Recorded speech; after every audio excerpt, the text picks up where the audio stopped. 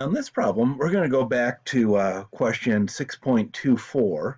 That's where we had two tests that we could give, and we looked to see which test was the strongest to help us hire the best people. And so now what we're going to do is we saw that one test was better than the other, but we're thinking, well, maybe we should combine both of them. Maybe they tap into different things, and that we could be measuring two different things, and by using both of them, we can count for more of the variation that exists in workers. So let's use linear regression, multiple linear regression, to see if using two tests accounts for more of the variability than having one test does. Now we can copy the data here. So I'm going to go back to 6.24, and I am going to copy this table here, these four columns, Control copy. Go back to 719. I'll put that here and change that into a table. It had copied as a table, so I don't need to change that. Let's go back to 624. Let's copy this because it's got some good information. The R squared. Control copy for test 1. Go back to 719, and I'll put it over here. Control V.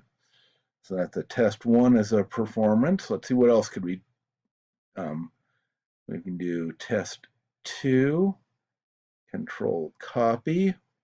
I'll put that over in 719 also.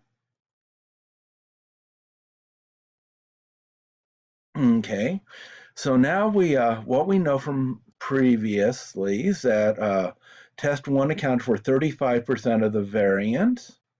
Test 2 account for 82% of the variance, and we're going to do linear multiple regression to see if we can account for even more of the variance by putting the two together, or are we going to get about the same thing?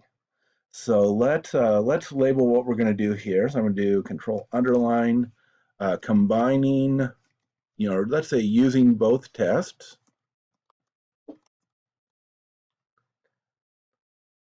We want to do linear regression. So I'm going to go to data analysis.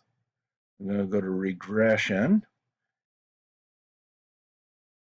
Press OK. And so it says our output Y range. So we're trying to predict performance. So I'll click on the top of the column and shift arrow down.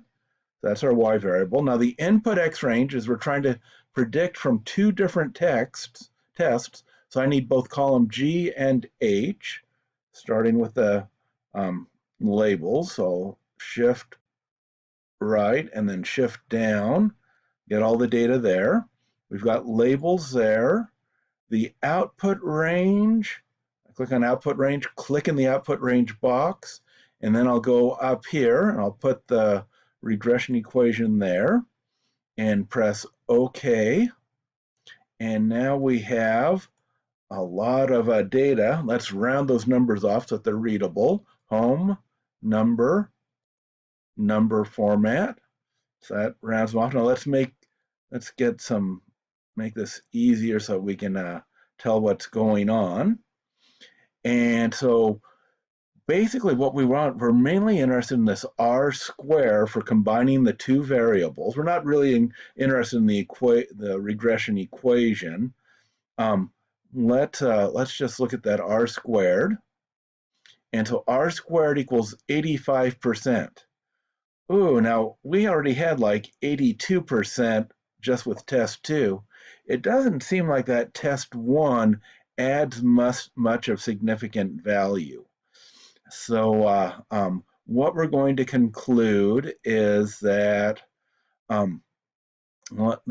that this really doesn't add anything. We've already, just with one test, we can predict 82% of the variability. With two tests, we can do 85%. That's not very different. And so our conclusion is that test 2 predicts 82% of the variability in performance versus 85% when using both tests. It's probably not worth using two tests. Test 2 is good enough. Now we'll come back to this type of problem when we start doing inferential statistics to see if we can really trust if the coefficient or that we would generate in this equation. And basically we're saying we just need the test 2 coefficient. We don't need the test 1 coefficient. And we're going to see if we look at the test 1 coefficient here, it's got a high p-value of 0.28, and that means that it's not something that's useful information. But for now, we just need to conclude that test 2 is probably good enough by itself.